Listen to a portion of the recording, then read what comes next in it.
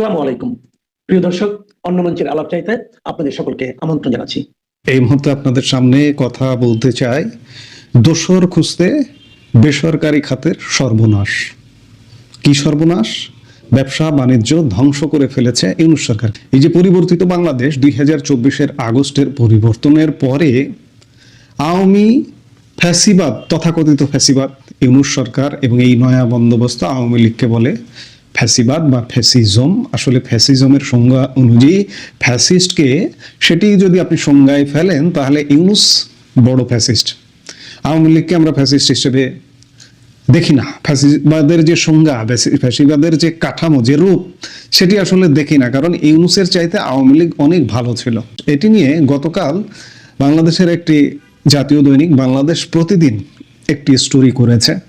তারা লোকেই কথা বলতে এসছি মূলত। তারা বলছে যে 2024-এর আগস্টে আওয়ামী লীগের পতনের পর সবচেয়ে আতঙ্কে আছে বেসরকারি খাত।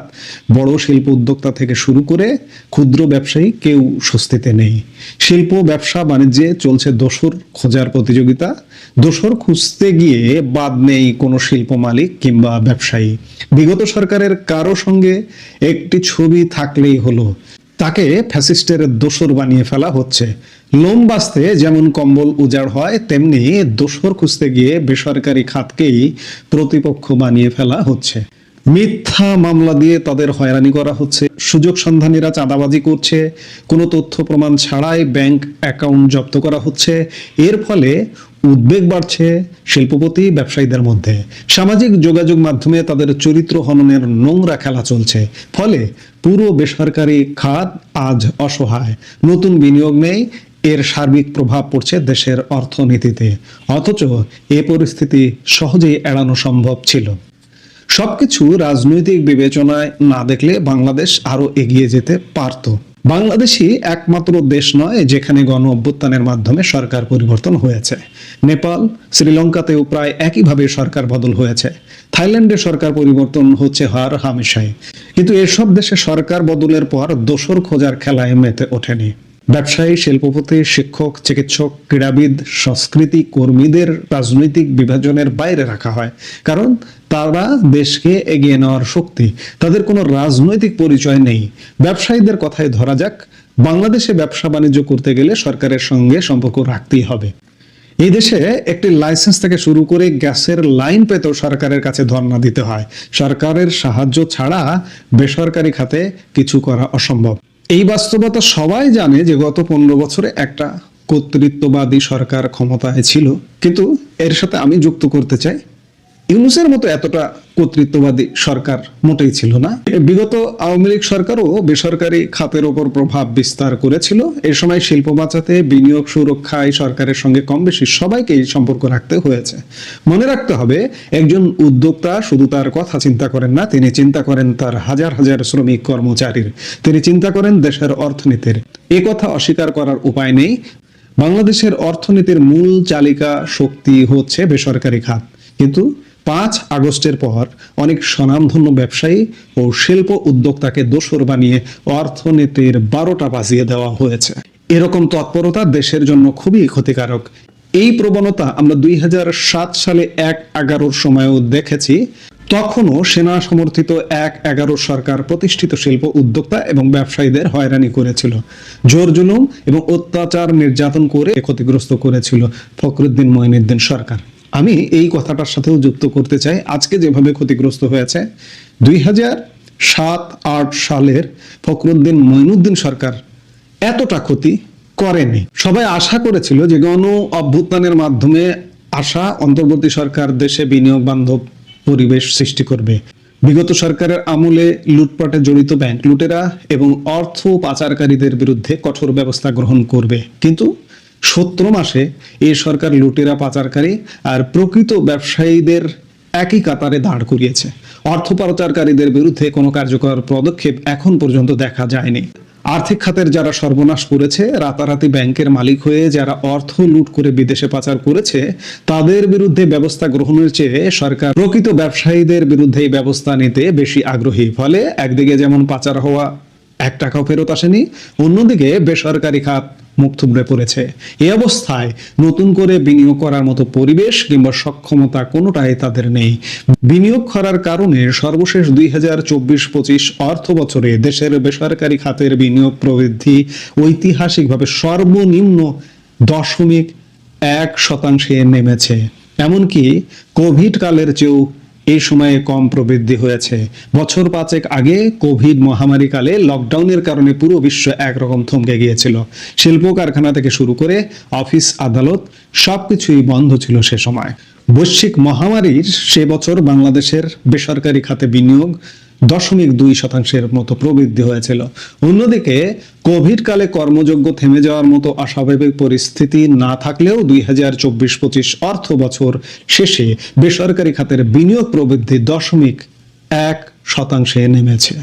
বিশ্বব্যাংকের তথ্য বলছে 2017-18 অর্থ বছরে বেসরকারি খাতের বিনিয়োগ প্রবৃদ্ধি হয়েছিল 14.5%। এরপর 2018-19 অর্থ বছরে এটি 8.6% নেমে যায়। কোভিডের কারণে 2019-20 অর্থ বছরে প্রবৃদ্ধি ছিল মাত্র 0.2%। তবে লকডাউন তুলে নেওয়ার পর অর্থনীতি স্বাভাবিক অবস্থায় ফিরতে শুরু করলে 2020-21 অর্থ বছরে বেসরকারি খাতের প্রবৃদ্ধি বেড়ে 7.8% দাঁড়ায়।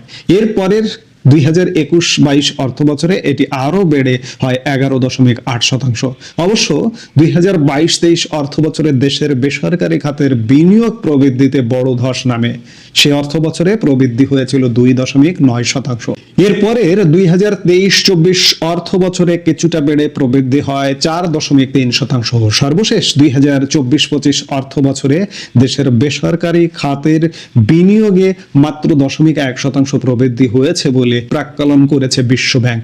দেশে নতুন বিনিয়োগ কার্যত থেমে গেছে। শিল্প ও ব্যবসা খাতে প্রত্যাশিত বিনিয়োগ না আসায় সামগ্রিক অর্থনীতি এখন বেশ স্থবির। রুটিন কর্মকাণ্ডের বাইরে কোনো উন্নয়ন প্রকল্পে যাচ্ছে না সরকার। নতুন শিল্প স্থাপন কিংবা সম্প্রসারণের উদ্যোগ নেই বেসরকারি খাতেও। এই পরিস্থিতিতে দেশের ব্যাংক খাত থেকে ঋণের চাহিদা প্রায় শূন্যের কোঠায় নেমে এসেছে। আবার পুঁজিবাজারেও কোনো কোম্পানি তালিকাভুক্ত হচ্ছে না। বিরাজমান পরিস্থিতিতে উদ্যোক্তারা ব্যবসা সম্প্রসারণ নয়, বাঁচিয়ে রাখার চেষ্টা করছেন। যারা ব্যবসা বাণিজ্যের সঙ্গে জড়িত তারা বিদ্যমান ব্যবসা কিভাবে বাঁচিয়ে রাখা যায় সে চেষ্টা করছেন। ব্যবসা সম্প্রসারণ বা নতুন কোনো প্রকল্প নেওয়ার কথা কেউ ভাবছেন না। সরকারের পক্ষ থেকে এ বিষয়ে কোনো দিক নির্দেশনা নেই। ব্যবসা বাণিজ্যের সম্প্রসারণ কিংবা কর্মসংস্থান সৃষ্টির বিষয়ে সরকার কারো সঙ্গে আলোচনায় বসছে না। ফলে দেশের বেসরকারি খাত এখন সর্বনাশের কিনারে। আমরা কয়েকদিন যাবতই বলছি, আমরা কয়েক মাস যাবতই বলছি, আমরা 1.5 বছর যাবতই বলছি যে দেশের অর্থনীতি নামছে শুধু। এই নামাটা আগামী যে সরকার আসতে যাচ্ছে মাত্র 2 সপ্তাহ পরে নির্বাচনের মাধ্যমে, সেই সরকারের জন্য এক বিশাল চাপ তৈরি হবে। সেই সরকার এলেও কিন্তু বাংলাদেশে নতুন বিনিয়োগ হবে না। আমি আজকেও আরেকটা ভিডিওতে বলেছি, কারণ আস্থা সংকটটা থেকেই যাবে। এই যে স্টাইলে বাংলাদেশে নির্বাচন করা হচ্ছে, আস্থার সংকটের স্টাইলে বারবার প্রত্যেকটি কন্টেন্টে এই কথাটি আসছে যে দেশের অর্ধেক জনগোষ্ঠীকে বাদ রেখে নির্বাচন। এটি তো বিদেশিরাও এটিকে কাউন্ট করে এবং সেই কাউন্ট অনুযায়ী বিনিয়োগ করে। দেশে যদি স্থিতিশীল পরিবেশ না থাকে তাহলে স্বাভাবিকভাবে বিনিয়োগ হবে না। অর্থাৎ ইউনুসীয় জামানা গত 1.5 বছরে বাংলাদেশের অর্থনীতির একটা 12টা বাজিয়ে দিয়ে গেল, এতে কোনো সন্দেহ নাই। আমরা দেখতে থাকি সামনে আরো কি ঘটতে যাচ্ছে। এই মুহূর্তে এ পর্যন্ত। তার মানে শেখ হাসিনা সরাসরি তারেক রহমান জনগণের টাকা লুট করে বিদেশে গিয়ে লন্ডনে আরামে জীবন কাটিয়েছেন সেটা বলেছেন। বিএনপি সুযোগ পেলেই চরমপন্থীদের সঙ্গে হাত মেলায় সে কথা বলে বিএনপির রাজনৈতিক উদ্দেশ্যের প্রতি সন্দেহ প্রকাশ করেছেন।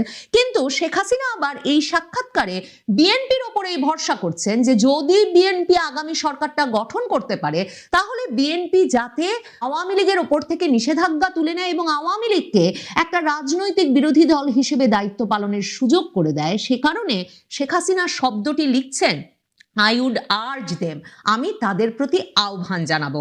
ভারতের শীর্ষস্থানীয় গণমাধ্যম উইয়ন নিউজকে দেওয়া এক সাক্ষাৎকারে শেখ হাসিনা বেশ কিছু বিস্ফোরক মন্তব্য করেছেন। প্রথমতই আমাকে এই সাক্ষাৎকারটি বিশেষভাবে চমৎকৃত করেছে যে এর শিরোনাম করা হয়েছে যে আমার প্রথম অগ্রাধিকার হবে বাংলাদেশে সাংবিধানিক শাসন ব্যবস্থা ফিরিয়ে আনা। My first priority is restoring constitutional governance. Zee নেটওয়ার্কের উইয়ন নিউজের সহযোগী সংস্থা জি 24 ঘন্টাকে দেওয়া এই এক্সক্লুসিভ সাক্ষাৎকারে সংবাদ মাধ্যমটি যাকে এক্সক্লুসিভ ইন্টারভিউ বিশেষ সাক্ষাৎকার হিসেবে অভিহিত করছে, সরাসরি শেখ হাসিনাকে প্রশ্ন করা হয়েছিল যে বাংলাদেশে নামার পর আফটার ল্যান্ডিং ইন বাংলাদেশ আপনার প্রথম অগ্রাধিকার বা আপনার অগ্রাধিকার কি হবে, আপনার প্রায়োরিটি কি হবে। এবং শেখ হাসিনা মানে এটা যে একটা অনিশ্চয়তায় ভরা ব্যাপার, কবে তিনি ফিরতে পারবেন সেটা যে শর্ত সাপেক্ষ ব্যাপার, কি কি পরিস্থিতি হলে তিনি শিগগিরই বাংলাদেশে ল্যান্ড করবেন, এসব কোনো বিষয়ে না গিয়ে শেখ হাসিনা অত্যন্ত আত্মবিশ্বাসের সঙ্গে এবং সরাসরি উত্তর দিয়েছেন যে বাংলাদেশে নামবার পর তার প্রধান কাজ হবে বাংলাদেশে কনস্টিটিউশনাল গভর্নেন্স, সাংবিধানিক শাসন ব্যবস্থা ফিরিয়ে আনা এবং আইনের শাসন প্রতিষ্ঠা করা। তিনি বলেছেন বাংলাদেশে মাসের পর মাস ধরে আইন শৃঙ্খলা ব্যবস্থা ভেঙে পড়েছে, মব ভায়োলেন্স চলছে, যাকে ইচ্ছা যেখানে ইচ্ছা যেভাবে ইচ্ছা আটক করা হচ্ছে এবং বাংলাদেশের গণতান্ত্রিক প্রতিষ্ঠানগুলোকে উদ্দেশ্যমূলকভাবে ভেঙে ফেলা হয়েছে এবং 1.5 লাখের বেশি মানুষ এখন বিভিন্ন ভুয়া মামলায় কারারুদ্ধ আছে। এসব কথা উল্লেখ করে তিনি বলেছেন সেসব ভুয়া মামলায় আটক ব্যক্তিদেরকে সাথে সাথে মুক্তি দিতে হবে, রিলিজ মাস্ট বি ইমিডিয়েট এবং বাংলাদেশের সাংবিধানিক শাসন ব্যবস্থা প্রতিষ্ঠিত করতে হবে।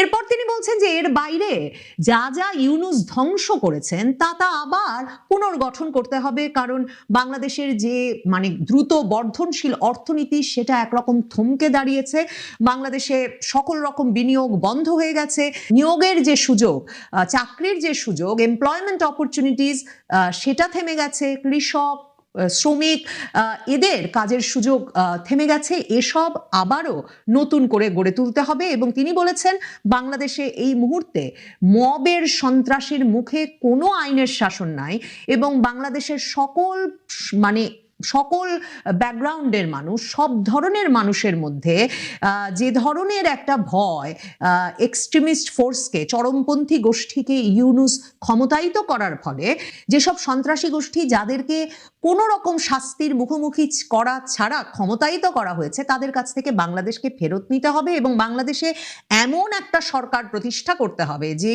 সরকার এই গত কয়েক মাসের যে জখম তৈরি হয়েছে সেই জখম সারিয়ে তুলতে পারে, বাংলাদেশের শাসন ব্যবস্থার উপর জনগণের আস্থা পুনঃপ্রতিষ্ঠা করতে পারে এবং আবারও উন্নয়নের পথে বাংলাদেশকে চালিত করতে পারে। মানে শেখ হাসিনা স্পষ্টতই এ ব্যাপারে আত্মবিশ্বাসী যে তিনি বাংলাদেশে ল্যান্ড করতে যাচ্ছেন, বাংলাদেশে নামতে যাচ্ছেন ইউনূস সরকারকে হটিয়েই এবং সেটা খুব শিগগিরই ঘটতে যাচ্ছে।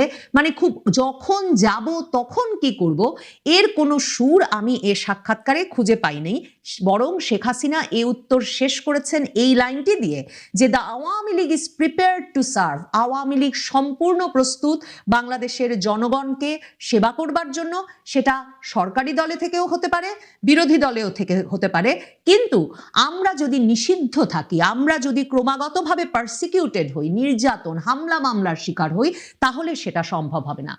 শেখ হাসিনাকে এরপর এই সাক্ষাৎকারটিতে সরাসরি প্রশ্ন করা হয়েছিল, আর Tarique Rahman and BNP trustworthy, BNP এবং তারেক রহমানকে কি বিশ্বাস করা যায়?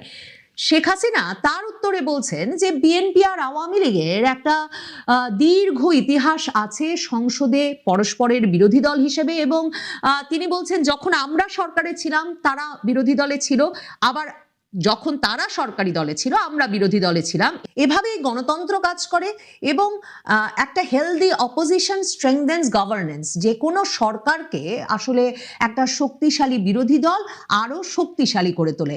এরপর শেখ হাসিনা বলছেন however we must not forget the facts, আমাদের বাস্তব ভুলে যাওয়া উচিত হবে না।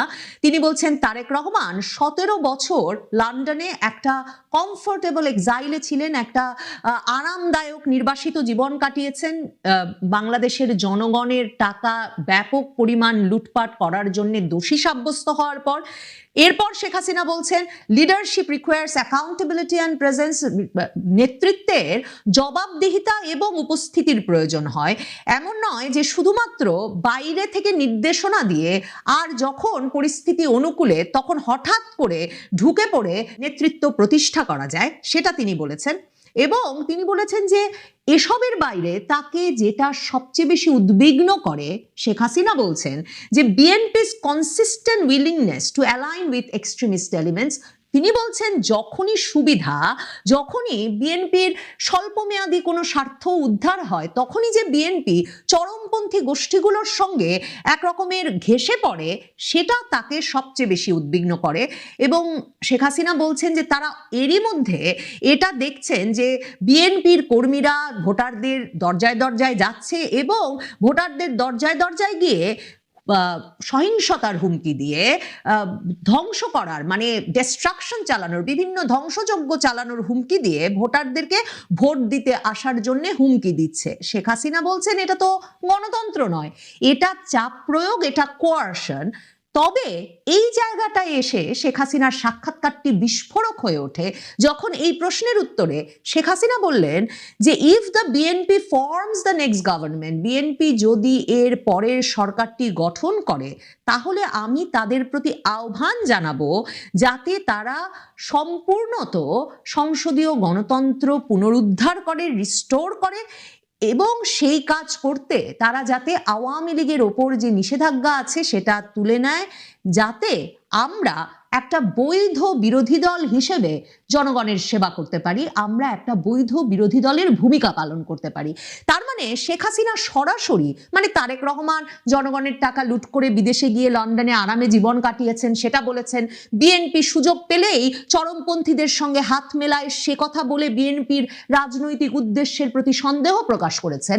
কিন্তু শেখ হাসিনা আবার এই সাক্ষাৎকারে বিএনপির ওপরেই ভরসা করছেন যে যদি বিএনপি আগামী সরকারটা গঠন করতে পারে তাহলে বিএনপি যাতে আওয়ামী লীগের ওপর থেকে নিষেধাজ্ঞা তুলে নেয় এবং আওয়ামী লীগকে একটা রাজনৈতিক বিরোধী দল হিসেবে দায়িত্ব পালনের সুযোগ করে দেয়। সে কারণে শেখ হাসিনা শব্দটি লিখছেন I would urge them, আমি তাদের প্রতি আহ্বান জানাবো। শেখ হাসিনা এরপর বলছেন যে a parliament without genuine opposition is not a parliament at all, মানে একটা সংসদ যেখানে একটা প্রকৃত বিরোধী দল অনুপস্থিত সেটা কোনো সংসদ হতে পারে না।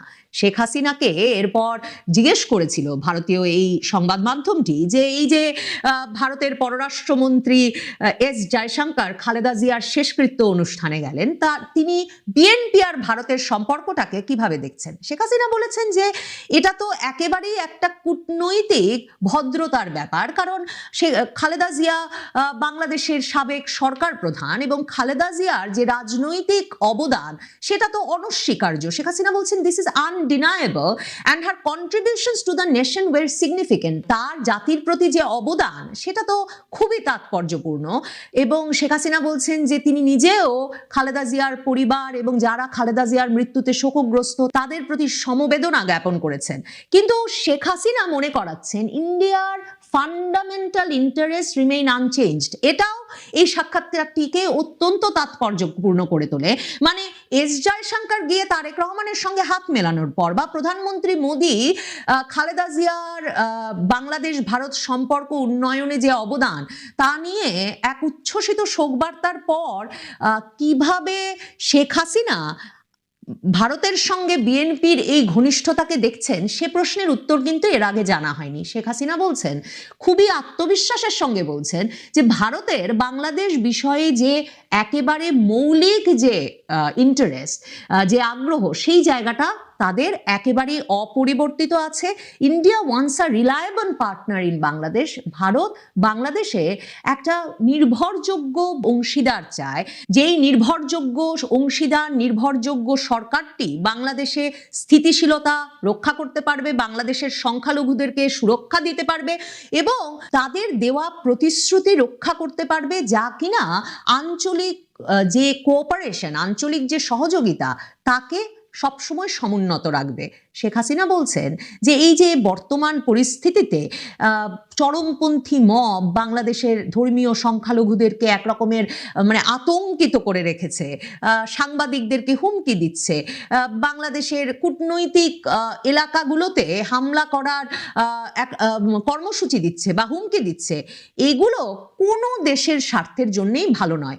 শেখ হাসিনা আশা করেন যে ন্যাচারাল পার্টনারশিপ, যে স্বাভাবিক বন্ধুত্ব ভারত আর বাংলাদেশের মধ্যে ছিল, তা খুব শিগগিরই একদিন আবারও পুনঃপ্রতিষ্ঠিত হবে।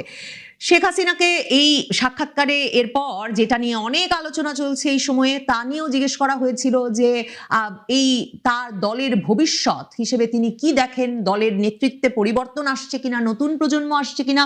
তিনি উত্তরটা শুরুই করেছেন এই বলে যে আওয়ামী লীগ কোনো একটি পরিবারের ওপর নির্ভরশীল নয়, নিশ্চিতভাবেই আওয়ামী লীগের নেতৃত্বে পরিবর্তন প্রয়োজন, এমন তরুণ নেতৃত্ব আসা প্রয়োজন যারা কিনা একেবারে বাংলাদেশের গ্রাম শহর সকল তরুণ প্রজন্মের প্রতিনিধিদের মনের ভাষা বুঝতে পারবেন এবং যারা কিনা একই সঙ্গে বাংলাদেশের ইতিহাস ঐতিহ্যকেও ধারণ করবে। কিন্তু আওয়ামী লীগের নেতৃত্বে পরিবর্তন নিয়ে যে আলাপ চলছে, শেখ হাসিনা মনে করাচ্ছেন সেটা তো আসলে একটা দল যখন নিষিদ্ধ এবং একটা দলের নেতা কর্মীরা যখন বিপুল পরিমাণে হামলা মামলার শিকার এবং কারারুদ্ধ অবস্থায় জীবন কাটাচ্ছেন, তখন তো একটা দলের আসলে নেতৃত্বে পরিবর্তন আনা সম্ভব হয় না, যখন কিনা ওই দলটির সদস্য পদকেই একটা গুরুতর অপরাধ হিসেবে চিহ্নিত করা হচ্ছে। মনে রাখতে হবে, আওয়ামী লীগ একটা শুধুমাত্র রাজনৈতিক দল নয়, এই রাজনৈতিক দলটি 1971 সালের চেতনাকে ধারণ করে একটা সেকুলার, ধর্মনিরপেক্ষ, গণতান্ত্রিক এবং প্রসপারাস, উন্নয়নমুখী বাংলাদেশের স্বপ্ন দেখে এবং সেই বাংলাদেশের জন্য কাজ করে, যেই স্বপ্নটি বাংলাদেশে হত্যা, মামলা, নির্যাতন এসবের মাধ্যমে কিছুতেই দমিয়ে রাখা যাবে না। কাজেই শেখ হাসিনা বলছেন তিনি ধৈর্য ধরে আছেন, কারণ তিনি জানেন এই সরকার ভয়ের ওপর প্রতিষ্ঠিত হয়েছেন এবং তারা যে আওয়ামী লীগকে নিষিদ্ধ করে দিয়েছে সেটা বলবৎ তারা রাখতে পারবে না, কারণ শেষ পর্যন্ত বাংলাদেশের মালিক এর জনগণ এবং জনগণ বাংলাদেশকে ফিরিয়ে নেবেই।